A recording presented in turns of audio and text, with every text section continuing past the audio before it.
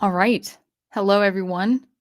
I am in. Sound Engraver is in the house, ready to talk to you about the Super Mario Brothers movie. And it looks like audio is coming in fine. I did some testing and reconfigurations and all the good stuff. So hopefully all sounds good. But of course, I would like some confirmation on your end. So, but I don't. I feel good. Okay, Professor Geek, my wonderful prof and my one and only channel member. By the way, guys, he really is my one and only channel member. Can I talk? Channel member. Yes, good. Okay. And actually, I have my mic pretty close, so hopefully I'm not sounding too loud. But yeah, good. Sounds great. Good. But anyway, yeah, if you guys wanted to support this channel, you can become a channel member called, you could be called you could be part of the community called The Engraved. That's available to you too. Good. I'm so glad I sound great. Now, the audio sounds good, and that's great. Now, we have a new network that we got installed a couple weeks ago, so I'm actually going to try the camera. And so I would love to know if the camera is good because I'd like to actually look like I'm talking to you. But let me go ahead and try the camera too. All right. So, can you see me? Is it not that blurry? I feel better when I'm talking, to you and face to face, like as if I'm talking to you, from across the table. So, and then also you can see my love of Nintendo, like the Rareware shirt, and then the Super Mario card that my wonderful prof gave to me a couple Valentines ago, and also the plant, the piranha plant, and of course the pic of me as the princess with my R2D2 hat, kissing my wonderful knight in shining armor prof. So good. Everything looks great. Everything looks crystal clear. Good.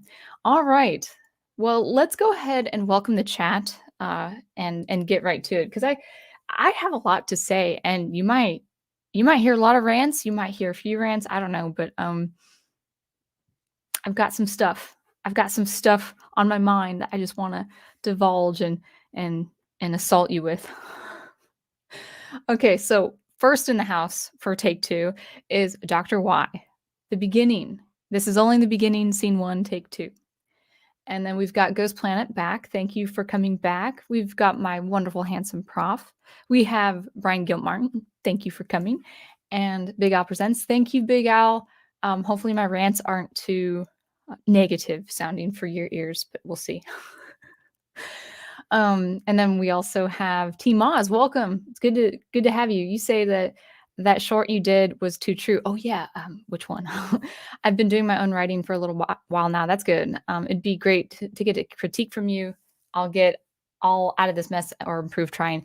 That's good. I'm actually in the middle of just a lot of busyness right now. I'm not in the creative space to give creative input right now.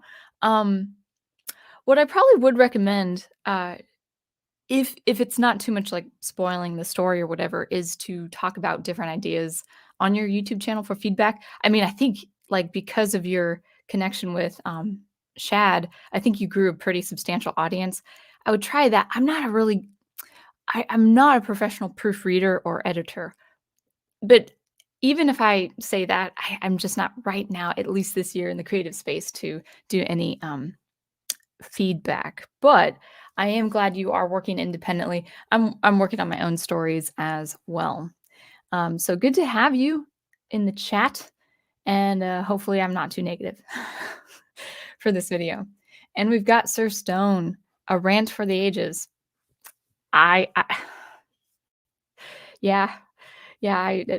it's probably gonna happen. I think I will have a couple rants. I feel it just brimming, from the abdomen through the throat. I just feel it, and all that great, wonderful, that all the pinned up ideas I have in my head. All right. Dr. Y says, you got me in a rare spot. Usually I'm in church for your Sunday streams, but I'm homesick with a bad cold or the flu. Yeah, Ghost Planet said that she and her family were feeling sick too. So I hope you get over the head cold. I hope you guys get well. very, very quickly. Jared, welcome. Good to have you too. By the way, happy Easter. Yes, he is risen indeed. So, I'm not angry because I can't, because I have salvation in Jesus Christ. But we're gonna get real when we're talking about the Super Mario uh, Brothers movie. What a long movie title too. You have to include the word movie. So yes, Sir Stone says he is risen. Happy Easter. Good, good. So I kind of want to get right down to it and just share my thoughts on the Super Mario Brothers movie. Now, I will not be watching it for a few reasons, and we'll get into those reasons soon. And if you hadn't heard, Prof, right before we went to the Easter Vigil Mass last night for Easter, he did a really short stream, like under 30 minutes, which is really short for a stream. But he got his thoughts, and he's not interested either. Now, as far as video games are concerned, I'm more of the Nintendo fan. I am a true blue Mario fan. I will give some disclosure. I've played all the way up to Mario 64, and I have watched my younger brothers play all the Wii games and a little bit of the Nintendo DS games. I'm not a gamer when it comes to the more recent consoles, when we're talking about the history of the console making. But as far as retro games are concerned, I have played a lot of the Mario games, and I still play a lot of the Mario games. So there's that. So I do love Mario. I do love Super Mario, and I'll always be a fan. So this is not just anything I say going forward is not just something I'm understanding culturally. I've played Mario since I was 9 years old. So that out of the way, this is coming from a Mario fan. So you probably can guess where my sentiments are on this film. So I will talk about my reasons not to watch this, but I want to go into this stream totally understanding, totally admitting that it was no surprise to me that this would be a huge box office success for two reasons. One, this is geared toward children. And if you have children, especially if you have 3 to 4 children, as is pretty common in the South, and you want to spend, 2 to 3 hours entertaining your children before making dinner and putting them off to bed, yeah, it makes sense to go see a Mario movie. So, as far as the normies are concerned, and even Mario fans, there are a lot of Mario fans who just gobbled up this film. There's no surprise. It was not a surprise that the box office numbers are crazy high, almost incomparable as far as animated movies are concerned. So when people are saying, "Oh my gosh, the box office numbers are so high. This is a massive success." It's like that was no surprise or shouldn't have been a surprise to anyone. Even with the trailer, even when you heard Chris Pratt's voice for Mario. Um it's Mario. He is the mascot of Nintendo, a company that has not only been successful, but widely successful across a number of decades. They have seen success after success. They have sold millions upon millions of games. They've been very successful with their consoles, not so successful with some other business ideas. But it's Nintendo, okay? Anything with Nintendo on it, just kind of like with the Star Wars logo, anything with Nintendo is going to be uber successful. Um, People are already talking about like what would they do with the Legend of Zelda adaptation? Even Star Fox, for goodness sake. I don't know if Star Fox would be as popular as something like someone like or the game, I should say. As games like those of the Zelda franchise, and then also the Mario, especially Mario. If the Sonic games, or excuse me, if the Sonic film, which was kind of loosely adapted, you're not in the world of Sonic the Hedgehog. If a family film that involves Sonic the Hedgehog can be super, super popular, Mario and his world, rendered in the immersive film experience, no surprise, no surprise. And I just want to get something off my chest right now. People everywhere are taking this into consideration. They think the high box office numbers, like the Frozen numbers, like, the box office for the Frozen films or whatever, they're comparing it to the second Frozen film or whatever. People think because the box office numbers are so high, that is vindicating the fans, and that is sticking it to Hollywood and especially sticking it to Disney. There are so many people out there that are saying Disney is so embarrassed. Disney right now, because of the numbers, are shaking in their boots. The people over at Disney, they don't know what to think. They're highly mortified. They're so embarrassed, and they're quivering and just like, oh no, we're no longer the family friendly film motion picture company anymore. We, oh, what, I think is it Universal Studios that's behind the Mario movie. Oh, what do we do? We're no longer the number one motion picture company for families. Like, and so all these people across the internet, whether it's an article or a YouTube channel, they're saying that the high numbers are making Disney quiver and so scared and so embarrassed. I want to say right out of the gate, Disney does not care. You can have successful Mario film after successful, I think I said that right, after successful Mario film. You can do 10 Mario movies that are highly profitable, and it will not change Disney's course of action. Even with the most recent news, like things involving Star Wars and Marvel, Disney does not care. Disney doesn't care that it's not profitable, that it's not making high grossing films. And Disney certainly is not changing its course of action as far as what kind of messaging that they want to get out there with their films. They're not changing their minds over at Disney, and they're not going to let something successful like the Mario movie change their minds. They're just not. So for people out there, whether they're writing articles or doing YouTube videos, don't think don't think that the numbers are going to make Disney change their minds. Disney and the people, everyone involved at Disney, like the higher ups and the executives, everyone in the chain of command that is over at Disney, they do not care. They don't care how successful Mario will be going forward.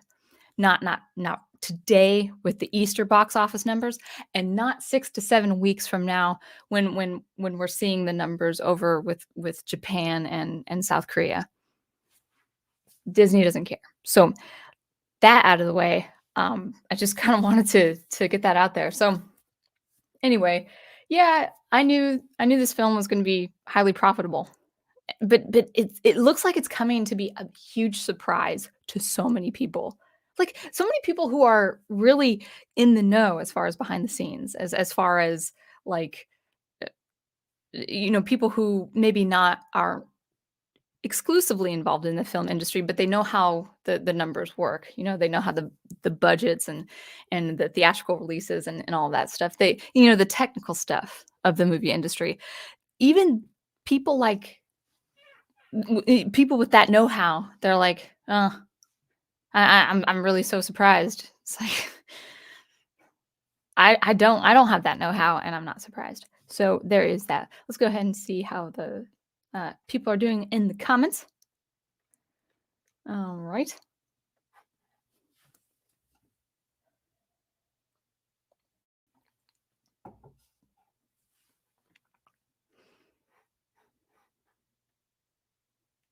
Hey, trivia from Brian Gilmore. Nintendo basically revived the American video game industry with the SN or the NES, and that should tell you all you need to know. Yeah. Yeah, Dr. Y, I think Star Fox would be popular among the furry fandom. Yeah, I didn't even think about that. Yeah, like Crystal Fox or whatever. There's art with her and stuff like that. No, let's be politically polite, guys, on the chat. I shouldn't have welcomed that.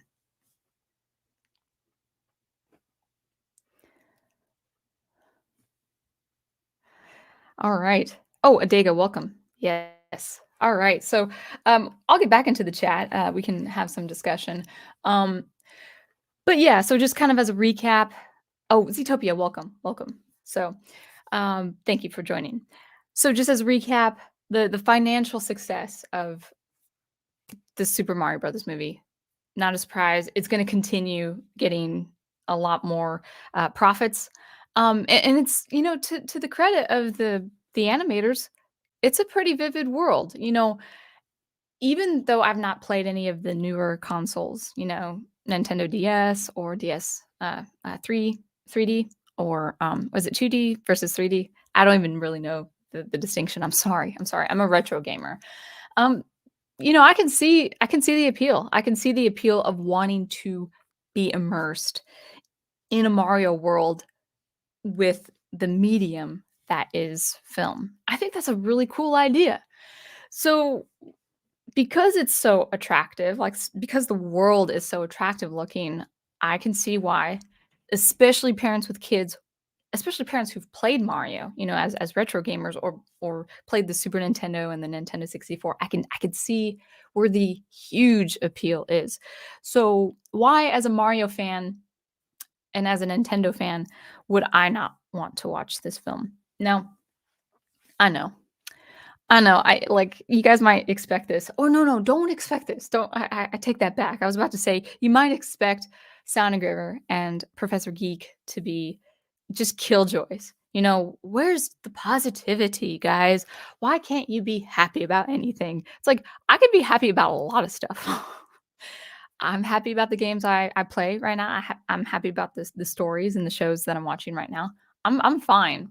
Like I don't have any angst or anger or bitterness or resentment toward people making new stuff, because I'm very much content with the stuff that's already existing, that's already good. But why people might come across this channel and think, "Ah, you're such a buzzkill for not being excited or not going to see the Mario film as a Mario fan. Why? Well, it's because I have standards, and my standards are also set for something like Mario, for a character like Mario, and for Super Mario World. So, without further ado, I've got 3 reasons why I do not want to see the film. The first 2 might seem a little superficial, but it's just enough for me just to kill my enthusiasm and not wanna see it.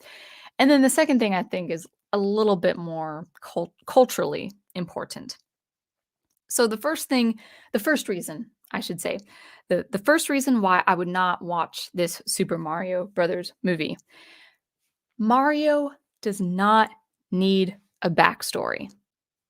Now, a lot of people, Professor Geek included, might come up with really good ideas for such an origin story, for such a backstory, but Mario in particular as a protagonist in a game, in a popular game, really doesn't need a backstory for one major reason. Most of the Mario games you play, if not all of them, already has Mario established in the world of the Mushroom Kingdom, or in another world like Yoshi Island or Mario Island, depending on whether it's Super Nintendo, uh, Nintendo 64, the Game Boy Advance, whatever the game is, Mario, apart from the black sheep out there, Mario is already established in that wacky world that is the Mushroom World, that is the Super Mario world, that is the land of all things Mario.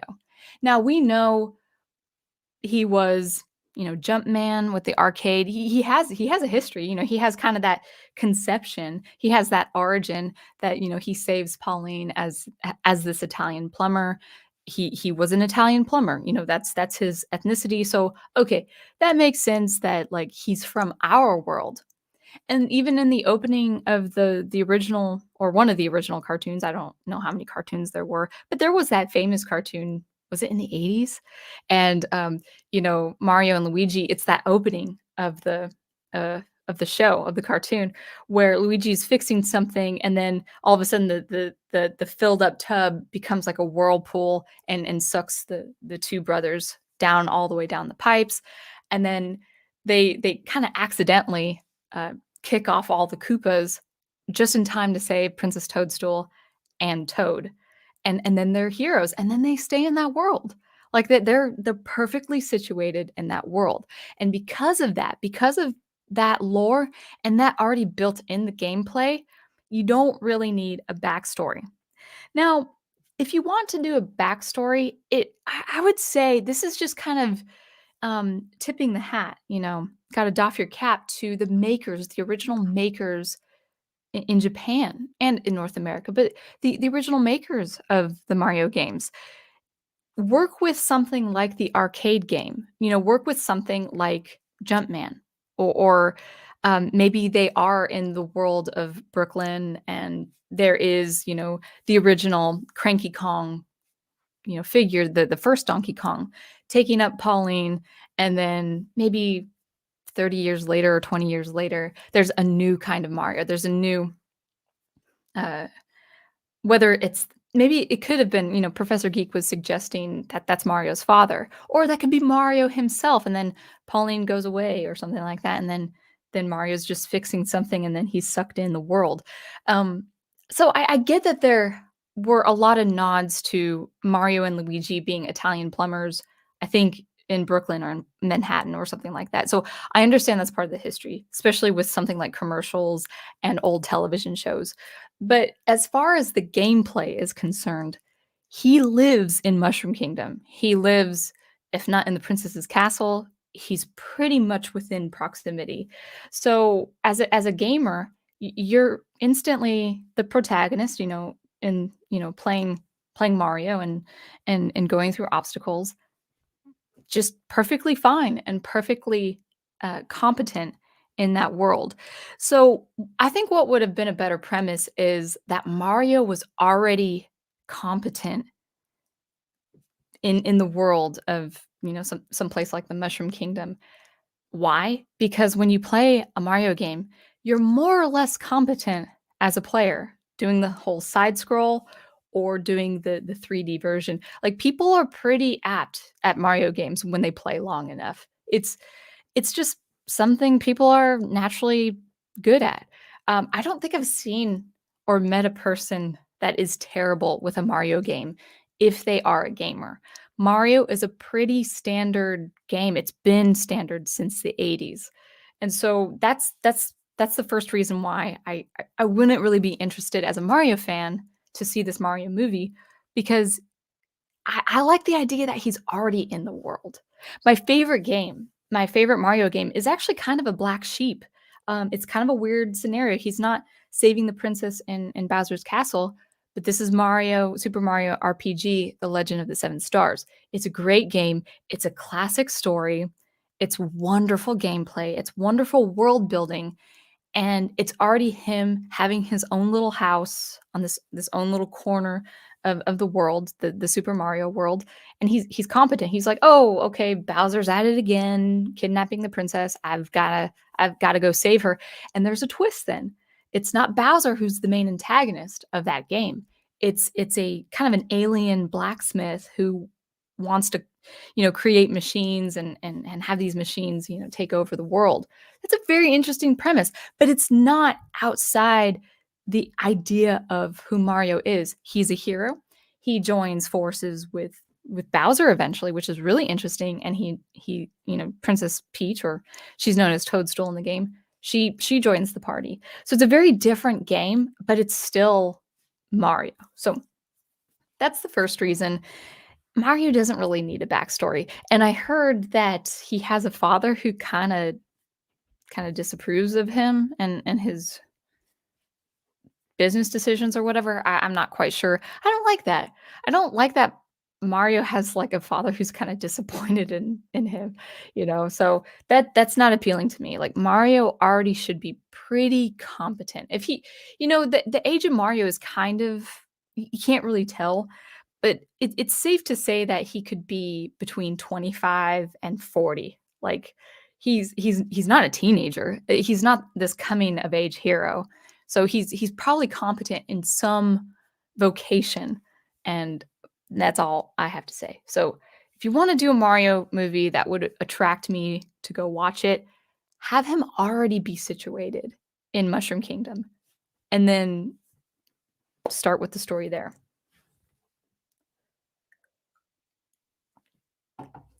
Let me go ahead and say number 2. Reason number 2, and I think this it's a superficial reason probably to most people, but it's a big turnoff for me, and I'm just gonna say it. Seth Rogen as Donkey Kong. Okay, even more than Mario, I have to say I'm a fan of Donkey Kong. I love Donkey Kong. Look at my shirt. It's the it's the rareware rareware symbol, you know, outlined in green on the black screen before it turns blue and gold. I love Donkey Kong. I love Donkey Kong, all the 3 games, and especially the 3rd game. I people didn't like the character switch with Dixie and then her cousin, Kitty Kong. I love all the games very, very much. And I'm actually in the middle of, Donkey Kong 64. It's a tacky game, but I've played it once before. I've played it a couple times. I think it's really tacky, but, it's kinda fun too. You kinda just you do all these, like, mini games and side quests, and you collect stuff, and you explore different parts of the world and stuff like that, and, yeah, even the final boss battles, it's just kinda it's quirky. It doesn't really feel like Donkey Kong to me, but, like, it's not completely outside the world of Donkey Kong. Donkey Kong even has kind of a he doesn't have a different personality from the original games, but it is a different feel. And I wish Dixie was in the game. Tiny Kong is a good replacement, but I really do like Dixie Kong. But in any case, I do like the Kong family. I like the Kong clan. I like their constant war with the Kremlings. And so I'm a huge fan of Donkey Kong as the main protagonist, and I get it, like, he has a rival with Mario, probably because of the history of his father or grandfather with maybe Jumpman, who may be Mario, or just an not ancestor, but like it could be a father role or a grandfather. There's family rivalry between the 2. I get that. I absolutely get that. That's part of the history. That's part of the history. But I will say, because I'm a fan of Donkey Kong, DK, he's my Nintendo protagonist to go to. He's my simian friend. And Seth Rogen as DK, I when I read that, when I because I didn't really I wasn't up to speed on who were the cast members of the film. And then when I saw that Seth Rogen was the voice of DK, oh my gosh, I can't. Like, even if everything else about the film was fine and it had a good story, I don't think I could sit there and watch Seth Rogen play one of my favorite heroes of Nintendo. And then just today, I thought, I thought I caught a design of the DK in this Mario movie, and I thought, "Is that the design?" And then I go on Google Images to see the design, the character design of DK. Guys, I have to say, I don't know what the other Kongs look like, but DK in the Super Mario movie looks absolutely stupid. He looks so stupid. So I guess that's why they cast Seth Rogen, because he kinda looks like Seth Rogen, if I'm gonna be honest. Um, mm, I don't like Seth Rogen as DK. DK has his quirky nature, but he's got the bongos. He's got not the bongos, the congas.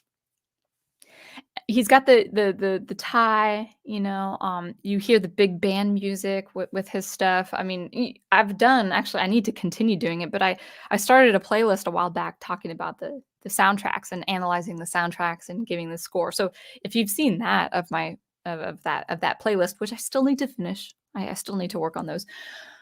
You know that I know the story of DK. So he's fun, he's lighthearted, but just because he's a gorilla, just because he's like this 800-pound gorilla, doesn't mean he's stupid or doesn't mean he's dense. Like he he tag teams with Diddy Kong, and they just find bananas and they defeat King K. Rool, and it's a very simple objective, but that doesn't mean he's primitive with his cognitive abilities, you know? And I think it just it it leaves a really bad taste in my mouth to know that Seth Rogen not only is involved in the film, but he's playing one of my favorite Nintendo heroes. So that's reason number 2. You know, Seth Rogen is voicing DK, that's not my DK, and the DK design, like, the character design looks awful. At the very least, they should have designed it close to the Smash Brothers design. It was fine, he looks awful. He looks so awful. So, that's reason number 2 why I'm not watching the film. And then finally, reason number 3, Princess Peach needs to be saved. Princess Peach needs to be saved. Now, I've played games where she is an active player. As I said before, Mario RPG, Legend of the Seven Stars. She joins the party. And I actually keep her for the final boss because you really do need her for one specific purpose. And I think I saw in the chat in Professor Geek's stream by Brian Gilmartin. Thank you for commenting on that with Professor Geek's stream. She is the white mage. As far as Final Fantasy, the roles there. She's the white mage of the Mario Party for Mario Legend of the Seven Stars. What does that mean? Well, the white mage is the healer. The white mage restores life. So she brings life back. She restores life. She cures. She does this group hug ability that cures the party. The party fighting on the platform. What is that? Those are feminine traits. She wears her beautiful petal looking, the pink petal looking, well, not petal looking, but like her dress actually, the color is a light pink and then edged with a darker pink. It's supposed to represent a flower, whether it's a peach flower, I don't know. But, peachy, that's it, a sweet taste. She's supposed to be sweet. She's supposed to, in her active role in the game, like Mario RPG, Legend of the Seven Stars, her abilities are feminine. She has feminine qualities. Her first attack is a slap. One of her later attacks is a slap with a giant glove. And then it's her parasol. She's a feminine character. And if she's not a playable character, she needs to be saved at least once. One time. And from the little I know about the film, she not only is not saved at all during the film, she does a lot of the saving. It's not to say she can't do the saving, but not at the expense of Mario and his heroism. Now, people might come at me saying, whoa, whoa, he saved his brother. Cool, that's awesome. I think he saved another character. I can't remember who it was. I think he did it a couple times, a couple characters he saved. But neither of those characters were Princess Peach. And this is what bothers me. Out of all fictional characters, Princess Peach, she's the epitome of the damsel in distress. And it never bothered me as a little girl playing Mario, going from castle to castle, from world to world to save the princess at the very end. It didn't bother me. And it was no surprise. I didn't feel any different with the it's kind of the outlier, Super Mario Brothers 2, where it's a very different game with different enemies, different worlds, different world building concepts. And Princess Toadstool is a playable character, and she's a fun character because she kind of hovers over a distance, and she's very easy to maneuver. She's slow with picking up things, picking up items, and attacking, and she's the slowest runner. But she has her floating ability. So she has her own special abilities, but she wears a dress the whole time. Nothing is compromised about her look. She looks great. She looks absolutely great with a game like Super Mario Brothers 2. So I'm not against her being an active character in the fight to save the world. But if she's got her own agency and she has the agency and the ability to save Mushroom Kingdom and save the mushroom people. Think about it. This I'm speaking as a writer with a narrative, with the world building involved. If she's capable of holding her own and saving herself or saving others, including Mario, what then is Mario's role? Is he even necessary? Now, in the game lore, he is necessary. You play Mario for most of the games, and of course, there are different kinds of alternatives. I mean, there was one game called Super Princess Peach, where she's the protagonist and she has to save the Mario Brothers. But that's again, I say that's a black sheep. That's not typical of the world. With this movie, it's the first movie, by the way. This isn't any subsequent movie. This is no future installment. This is no what if idea. This was the first major Mario motion picture that looks good. That holds its own as far as animation, where Peach does all the saving. And she is the iconic damsel in distress.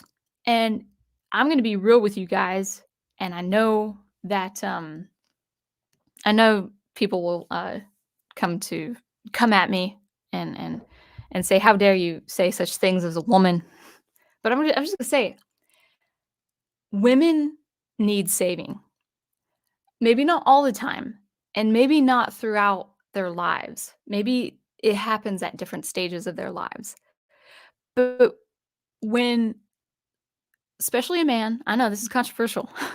When a man takes care of you and you have the security and you have the safety and you have the protection, you still have your agency to do anything you want.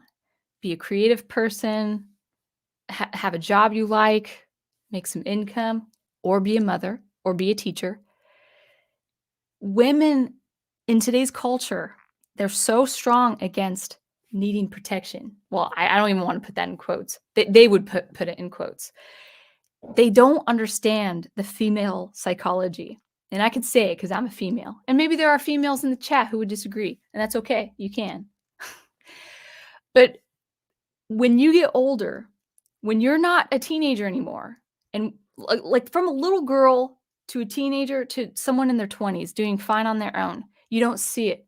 But when you get older, you start understanding that you do need help, whether it's financial help, whether it's emotional support, whether it's physical help. We need our oxytocin, guys. We might not be literal damsels in distress, but the culture today is absolutely undermining how much women do need support and protection. Now, it's not a one-way street. Women can give so much good to the world, or so much good to their spouses, and of course, to more intimate relationships. But whether it's familiar or friends or people from the church or in the context of a marriage, for the culture to shun, completely obliterate the damsel in distress, it's losing its idea and understanding of the female psychology. When actually I had many years ago, I had a male friend who said, who was just having this is kind of a sidebar, but this goes back to Princess Peach, I promise. He and I were friends. We weren't interested in each other, and I'm sure Professor Geek is fine with that. And I'm fine with that too. But he was going through a dating phase, and he's like, "Michelle, I need to know the woman's psychology. What makes women tick? What makes them feel? What makes them think?" Because he wasn't attracting the best of women, let's just say. And I really couldn't explain it to him. It's like, I don't know. I don't know how we operate. I'm sorry. But now I'm understanding, like, as I get older and as I start being more dependent on more familiar family connections, I need that kind of support more emotionally. It's not to say you're not grounded in doing good work, whatever that work looks like. I'm not saying that every female character has to be a damsel in distress, but we cannot obliterate that archetype. We can't obliterate that idea because if we do, we actually are in the process of obliterating what goes into the female psychology. And it isn't just Jordan Peterson who's going to say this, guys. Women like to be saved. They might not see it as teenagers, and they might not see it as as women in their mid-20s. Why? Because when you're 25 years old or younger, you feel like you're unstoppable. That makes sense. And more than that, you feel like you have your whole life ahead of you. Why? Because you do. But when you understand that years go by faster and faster as you get older, you're going to need a lot more ground and a lot more like of that if you want to talk about the elements, not in a spiritual way, but you need that earth, you need that solid foundation that is emotional security. People get so mad when they say women are emotional. Women are emotional. I don't like it when I'm emotional. I wish I was just stoic and steady every day. But there are some days where they're just not good days, emotionally speaking. And culture has a problem with that. Culture has a huge problem with understanding the female psychology, the feminine genius. They don't want to think about things like, "Oh, no, you don't need protection." Okay, you can say that comfortably to a 17-year-old, maybe. And maybe that's what Princess Peach is she's gonna be the mascot for 17-year-olds now. Man, when you approach 40, it's a different animal. It's a different psychological animal. So I know that was a huge rant, but that's only outlining the significance of why we need a damsel in distress. People can, beat their chests and say women don't need saving, women don't need protection. But when you remove safety and protection, when you remove security, you're dealing with a havoc of emotions and a havoc of psychological ramifications. And I think it's an incredible disservice to women all across the map when you've got people who will not even bother with the psychology behind what makes a woman tick. Do you need saving all the time? Well, I guess the argument could be, well, everyone needs saving. A woman can give to a man. It could be reciprocated. So I just want to say that I know that's going to be like controversial. Probably going to lose a few people if I haven't already. But don't get rid don't get rid of the damsel in distress, and especially with a character like Peach. She is the epitome of the damsel in distress. If you wanted someone who was a little bit more gruff and a little bit more tomboy, you should have had Daisy. You should have had Daisy in the lore. She's a little bit more of a tomboy. She has a pretty interesting origin story, but she at first starts with to be a princess in need. And then she kind of has and I think there was like some old Japanese comics with Mario and Peach and Daisy, and it used to be a rivalry for Mario's affections because they were both princesses. But then it came to be where I think there was more of a love interest relationship between Daisy and Luigi, which I think makes more sense. But if you want to have someone a little bit more assertive and a woman who can hold her own a little bit more, that was Daisy. That's Daisy in the games. She has a little bit, well, actually, I would say she has a lot more spunk. You know, Princess Peach, pink dress, blue eyes, blonde hair. She's kind of the flower of the characters of the world of the cast who needs help. She can be a playable character, but she needs help.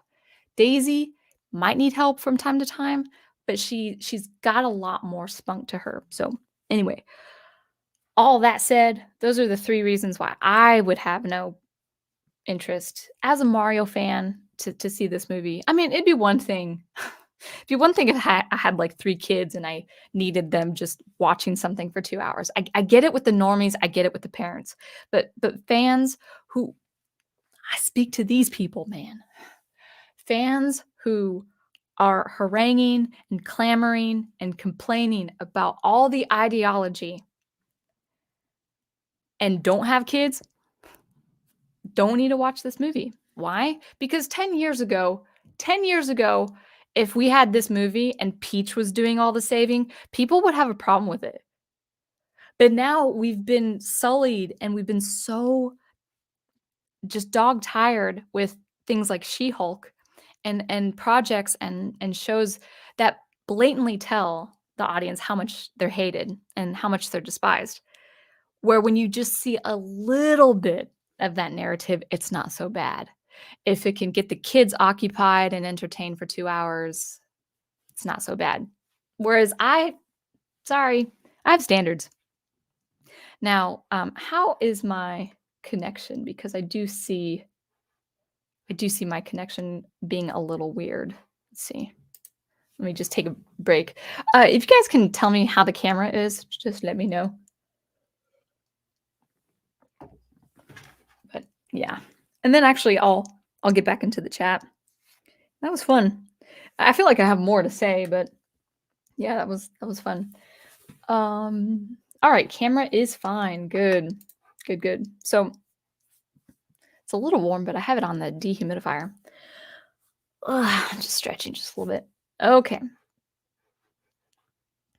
So anyway, so just as a recap, why I'm not watching the Super Mario movie. The first reason I don't think Mario needs a backstory. Reason number 2, Seth Rogen, enough said. And reason number 3, Princess Peach, while she could be an active player, because she is in many of the games, she needs saving at least once, and she needs to be saved by Mario. Otherwise, why have Mario? That's all I've got to say. Anyway, let's go ahead and scroll up because we have a lot of people. And I know a lot of people like this movie, so I know I might be a killjoy to some people. I just have standards, okay? I just have standards. It's not that hard to make a faithful adaptation for Super Mario. Think about it, guys. I'll get back to the chat, but just think about it. What was so hard about Mario saving Princess Peach? Why didn't they do that? They had the ability, they had the animation skills, they had the acting skills. What was so hard? Guys, this is the first movie. This, as I say on the stream, this is only the beginning. You're gonna get some Kevin Smith levels of He-Man with Tila. You know how Tila took over. You're gonna have that with Peach. In the next installment, oh, this is what I wanted to say. I will get back to the chat real quick, but this is what I wanted to say. We are not in a climate where we can relax about the sociopolitical nonsense that is going with any motion picture studio, with any motion picture company. You know, people, as soon as they see something that is just not woke, they're like, that's good enough for me. But here's where the danger is.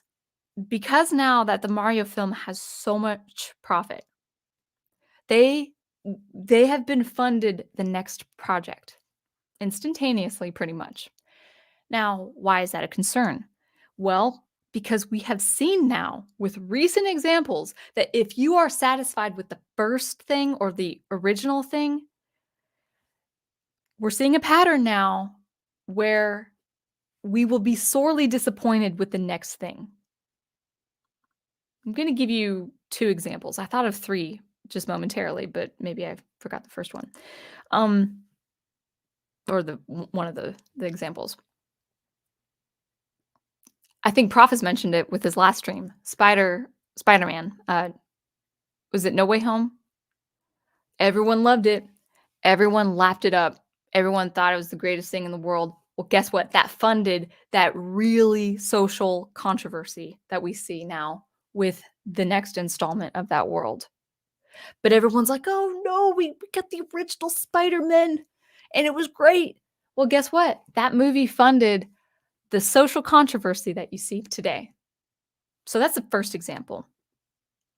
Second example, Joker.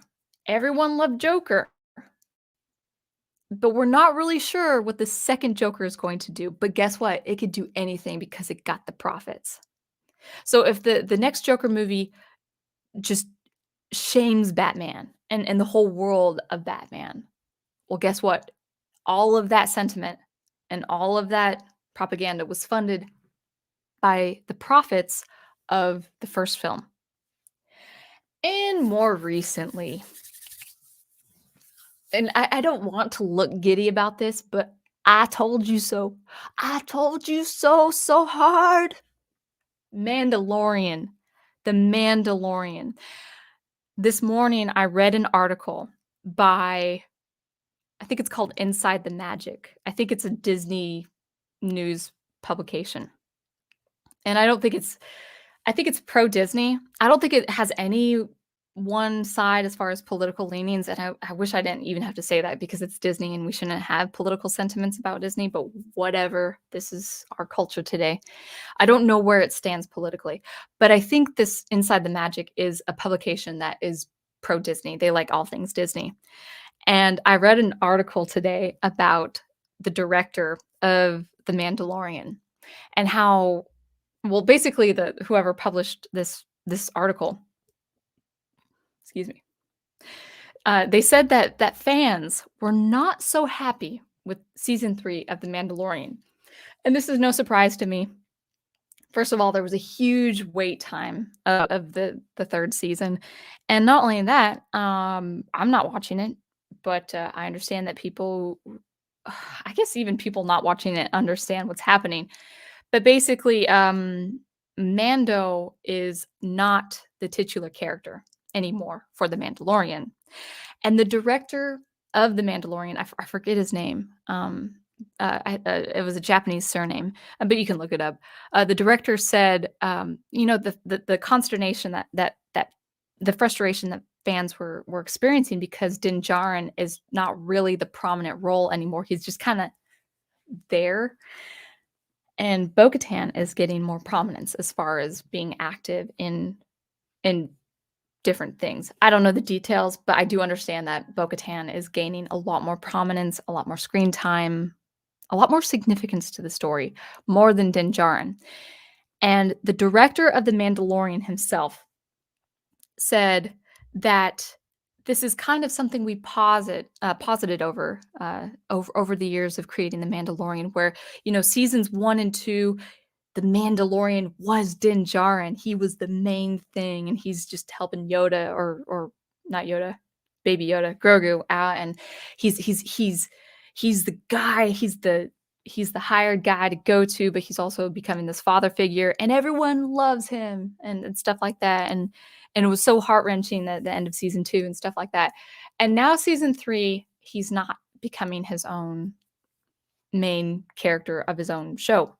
And it was posited. Actually, I don't even think posited. I think the director came out directly that it's like, oh well, wait, I know it's called The Mandalorian, but see, we sort of started thinking in the writing as things developed that it was Bo-Katan's show. And it was that she was the Mandalorian. And our theme of this whole title is that anyone can be the Mandalorian. Just like anyone could be Batman and anyone could be He-Man and stuff like that. It's like all over again, guys. All over again. And I knew this was gonna happen. Why? Because Kenobi was sidelined in his show. Boba Fett. I know people's like, no, Kenobi wasn't sidelined. I'm like, he wasn't a hero. Okay, so there's that. You got problems with Kenobi. Boba Fett was sidelined in his own show. I heard the Bad Batch weren't really great proactive protagonists in their own show. The show that the title is named after them. And so I'm like, okay, so if Mando steals Boba Fett's limelight, and other characters steal the Bad Batch's limelight, it's no surprise to me as someone who understands writing patterns that Bo-Katan is going to steal Din Djarin's limelight. So all that funding and all that hype and all that applause for something like The Mandalorian. 4 years ago, Mandalorian was the best thing ever. And now people are so frustrated because now he's not even going to be the Mandalorian.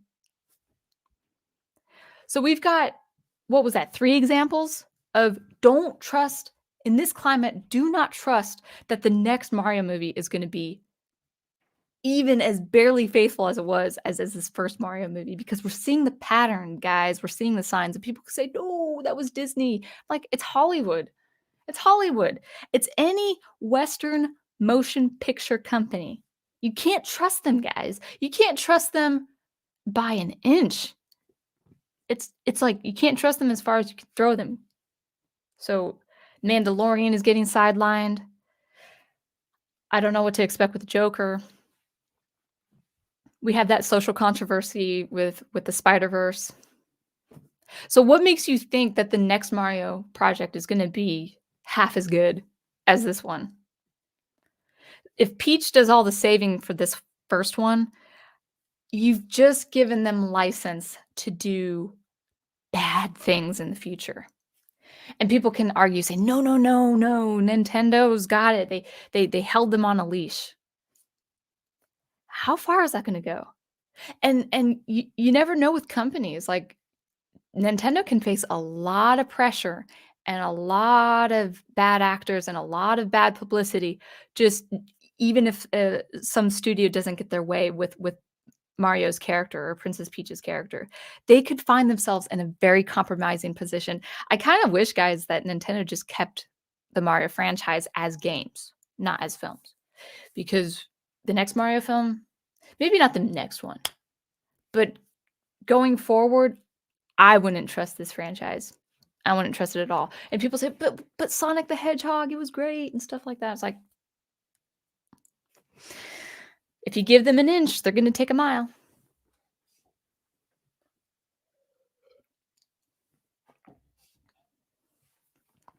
Alright. Now we're gonna get back to the chat. Wow, it's 7:30. Wow. Okay. Let's go through the chat and, yeah.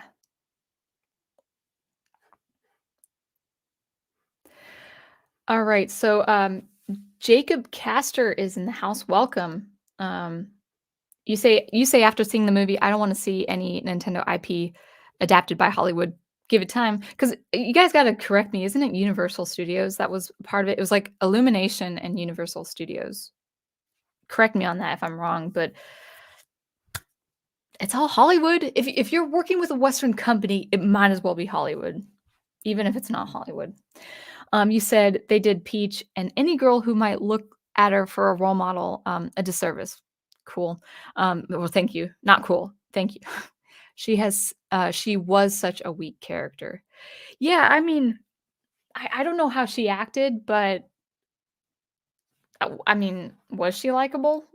If she was barely likable this first film, next film is gonna be even worse. All right.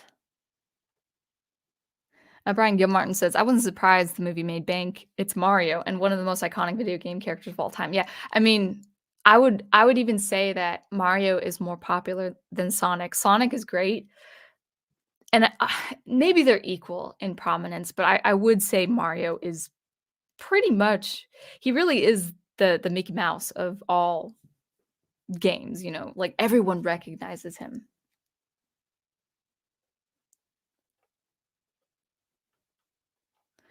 Alright, going on down. I'm kind of, high up on the comments, so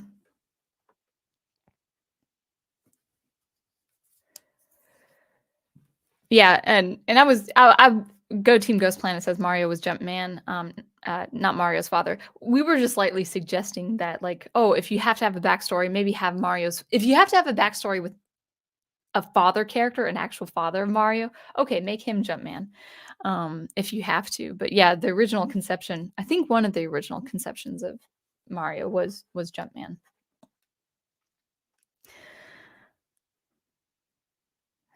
Brian Gilmartin says, "I definitely believe Mario is one of those characters that can function without a backstory." Yeah, it's in a wacky world. Yeah. Mostly because he's iconic enough that he needs no introduction. Yeah, like, just with his main theme, and then you just go across the side scrolling and you just do your thing.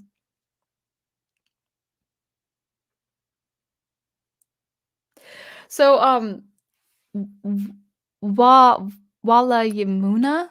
Is that how you say? So you're saying, and welcome, I haven't seen you before. Welcome to the channel. Well, technically Mario stayed in that world because if he came back to the real world, he would be arrested for mass murder after crushing Koopa's Island over Manhattan. I heard that that was a thing. Like, so Bowser's Island just topples on Manhattan, destroying buildings. Movie makers don't understand the impact of collateral damage. Just that's so annoying if that is what happened.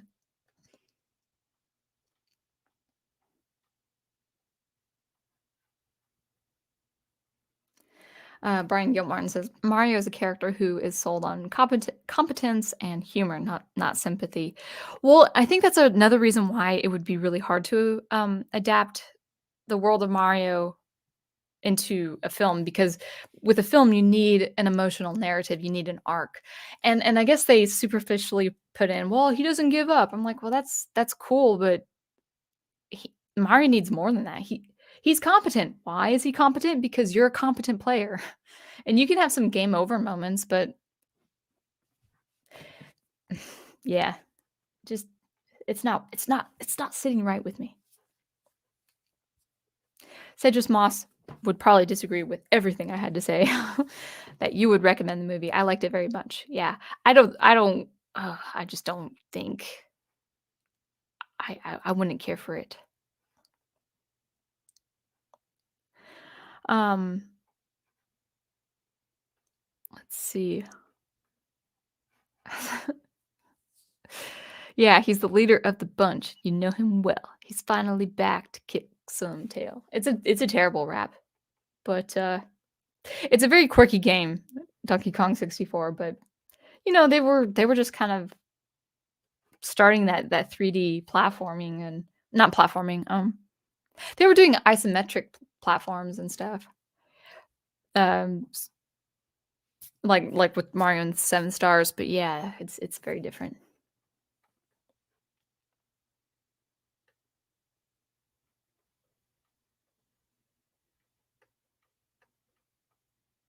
Now, I can see that. Dr. Weiss says Jack Black should have been DK. So I'm not against Jack Black being Bowser. I think that would be a really good choice. I really don't know how he did with Bowser because I'm not going to watch the film. Although I did see on YouTube my feed the song that Bowser sang about Peach, and I couldn't listen after 15 seconds. It's weird. Um, I'm not completely against Bowser wanting to marry Princess Peach, but I always thought as a player, even as a kid, that he kidnaps Princess Peach for 2 reasons, to hold her, for ransom, to take over Mushroom Kingdom, like, he has something against the Mushroom people like the Kremlings have something against the Kong family. So I kinda think of it as that, or he keeps kidnapping Princess Peach because he wants to get back at Mario. He always wants like, I always think that he uses Peach to trap Mario and finally defeat him so he can take over the world. The whole marrying thing, I mean, it's wacky. It's a wacky world anyway. It's not my favorite premise of King Koopa, but I guess that's it.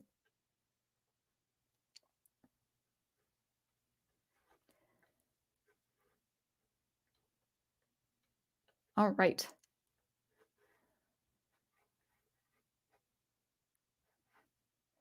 Sir Stone says 1,000%. If Mario doesn't even save Peach even once, it's not Mario. That's the world. Like again, I don't want to belabor the point, but like she can just be saved once. Was it really that difficult to have her be saved once?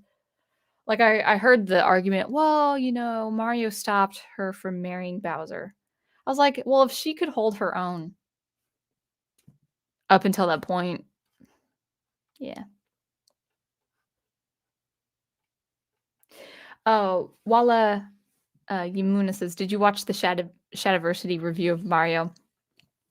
I did see some clips, of that video, just wanting to see, and I think he he wasn't soft on his review. Now here was the premise of that video. He's not a Nintendo fan.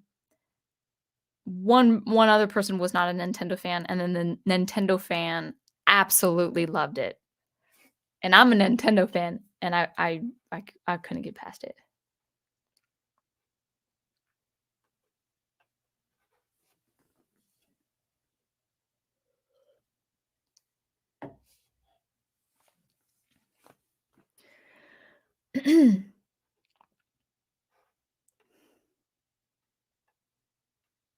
All right, looking on down, um, so I'm just gonna think that Uncle Jamie is probably just trolling me, because like, if you can't stop crying for me, you probably should leave the stream, because I don't wanna, like, induce, like, emotional heartbreak for you. That'd be hard. So if it's hard to hear me say what I need to say, then I wouldn't listen to this. I don't wanna cause you that much heartbreak. Yeah. So Uncle Jamie is, very see, Uncle Jamie proves a point about, liking Rey to come back to Star Wars. People think that everyone hated the sequel trilogy, and that's nonsense. People A lot of people love the sequel trilogy. A lot of people are happy that Rey comes back. So it's these people, of the geekdom and stuff like that, they're like, "No one wants Rey back." It's like, "No, there's a good population that wants Rey back." And, you funded them with all your Disney Plus show watches and reviews and stuff like that. Yes. My prof says, "Don't forget Ahsoka, Uncle Jamie. She's the core of Star Wars now." Yeah. Yeah, Bo-Katan is, well, like, so Uncle Jamie supports terrorism. He thinks terrorists are heroes because Bo-Katan is an absolute terrorist who didn't learn from her ways and was rewarded to be the leader of the Mandalorians. So so Uncle Jamie might be a troll, but she's welcome.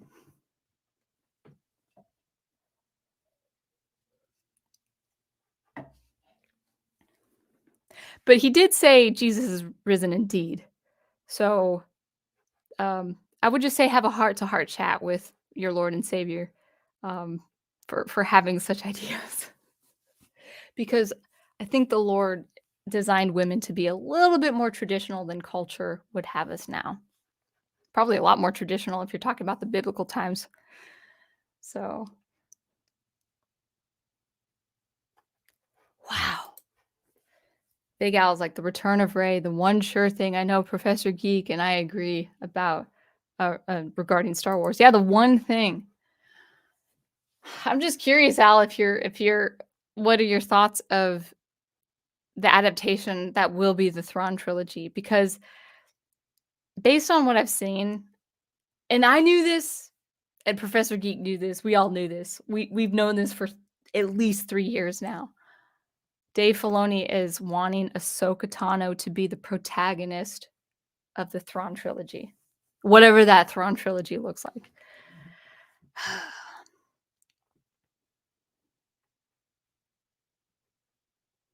Oops.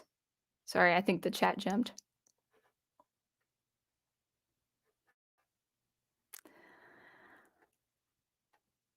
All right. With Mike Pine says, with Daisy, we would have seen controversy over. Oh, Daisy. I was thinking Daisy Ridley. No, the character Daisy. Over her skin tone since Twitter apparently decided she's supposed to be darker. I mean, she has dark hair, but she's pretty pale. Like, she's pretty pale in the Wii Sports games. She's just a very pale brunette. And guys, we got to remember. Sorry if it sounds insensitive. We got to remember that Nintendo, yes, while it collaborates with North America, it's Japanese, or it's been Japanese for a long time.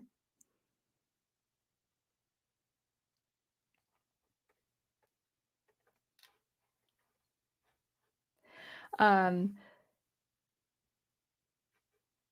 Yeah, I think Dr. Y is kinda right on the money here that you can have Peach be a warrior and a damsel in distress. Look up the story of, Maria Morenva. Oh, I can't pronounce these. Yeah.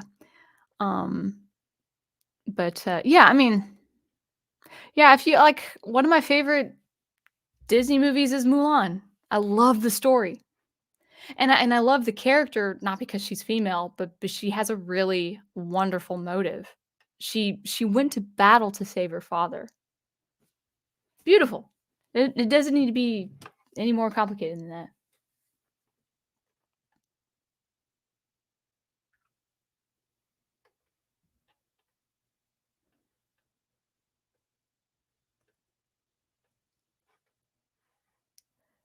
I'm just gonna go ahead and just put my uncle on timeout. Thank you. Thank you, Ghost Planet. I agree with Sound and Graver about the Mario movie, 100%. Awesome. So, dude, are you sure? Big Al, are you sure you want this? I understand that this is your favorite character of them all.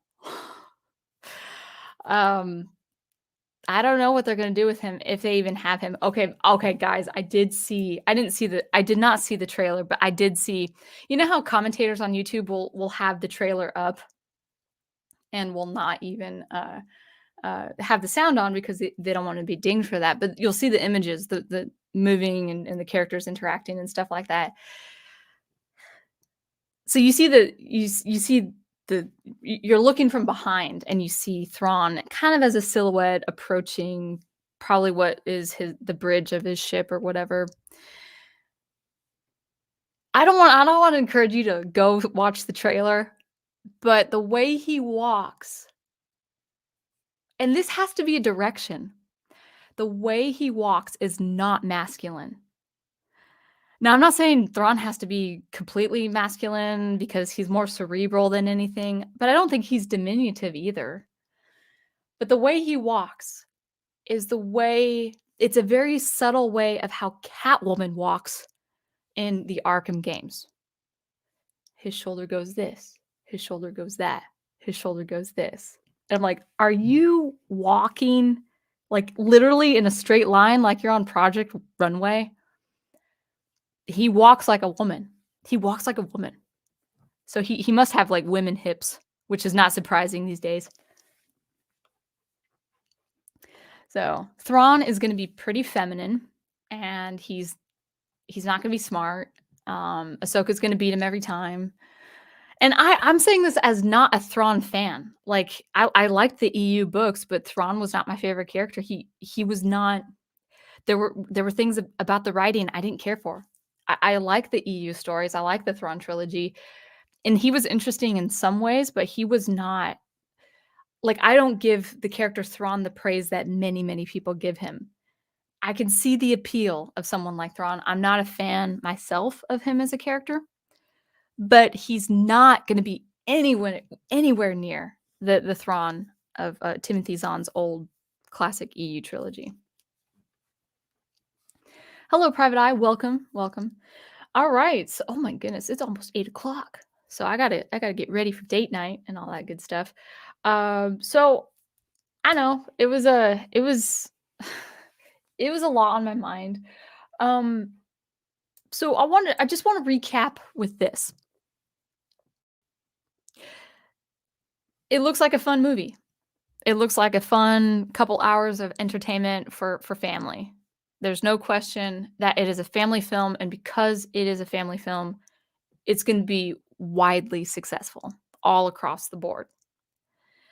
But don't think for a minute that its huge success embarrasses Disney.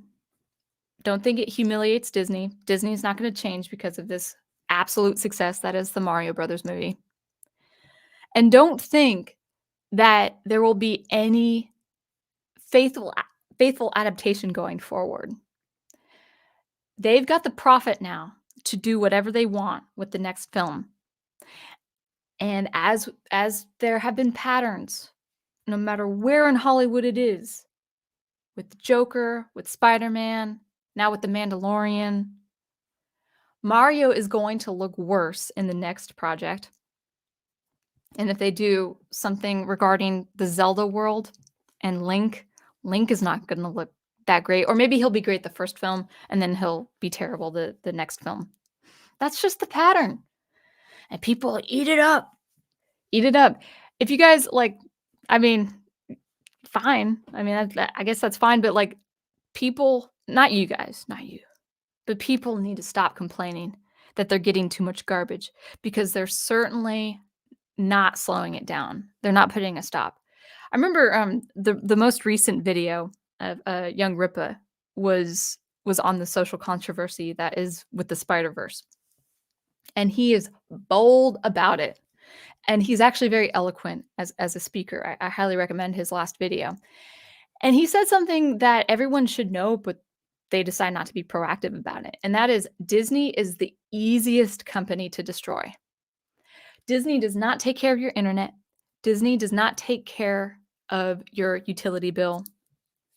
Disney does not provide the main chain and transportation of food to get the food to your groceries. Disney is entertainment only and can be easily removed from your lifestyle. It's harder with families, there's no question. But my sister, who just recently had her second daughter, yesterday, who looks wonderful, she's proactive. She has physical copies of the old Disney before Disney was tainted, in the last 10 to 15 years.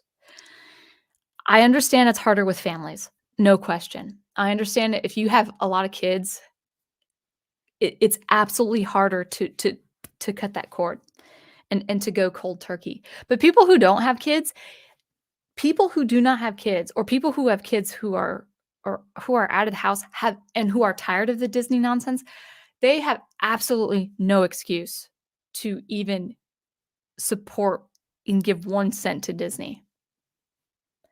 The whole Mario movie, it's a different animal, it's a different motion picture company, I get it. But just know that the funds and the profits are going to fund whatever project, and in this climate, you can expect 2 years from now, 3 years from now, Princess Peach is gonna be even worse than she was. If you think she was insufferable this time around, she's gonna be worse the next time around. Mario's gonna be worse. It's just the way the ball bounces now, because we've allowed the ball to bounce that way instead of take it back. We're not taking culture back. People think we are. Certain YouTubers think we're taking culture back, and that the Mario movie is sticking it to people like Disney, and Disney's gonna learn their ways. One last rant before we wrap it up. People still think Disney is practicing a logical business model. People still think, oh, I hear it put this way: Disney's learning all the wrong lessons. It's like, no, Disney knows exactly what Disney is doing, and Disney doesn't care about the success of another. They don't think about things like profits. Lucasfilm, especially, Marvel, especially, you know. So, anyway, and if people think I'm a killjoy, just know I have standards. That's it. That's it. I just have standards. That's all. So, yeah. Oh, thank you. Yes, yeah. Congratulations on the new little one, anti-sound engraver. Yeah. By the way, very healthy baby too. She was very small the whole term, the whole last couple of terms. And when she came out yesterday, she was a very healthy weight, and she had a very chubby face, so it was all good. Francisco, you could be right. Yeah. Francisco says, "Oh, I hope they don't touch Zelda. Maybe the profits will go into the first Zelda project. You never know. You never know." Oh, let's talk about the next topic for the stream. I actually was going to talk about it today, but I just had my thoughts on the Mario movie. And by the way, this Mario movie is not going to stop me from playing old school Mario games. I will always love Mario. I will always love Mario, and I will always especially love Donkey Kong. Why did we reward Seth Rogen? We rewarded his crud, his misbehaving. Why is he there? Anyway.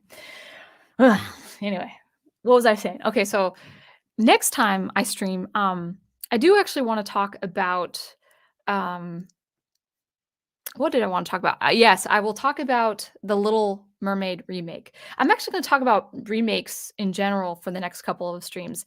The Little Mermaid remake,